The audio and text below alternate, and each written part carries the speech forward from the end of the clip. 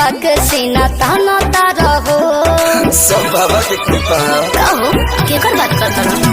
अरे के कर बाड़ा ये तू बखाना तारा हो। कौन खूबी पाके सीना ताना तारा हो। गेरुआ दुपट्टा देह पर डाल के पिया माथावा पटिका कोइले लाल के बिया बगल दीवानी महाका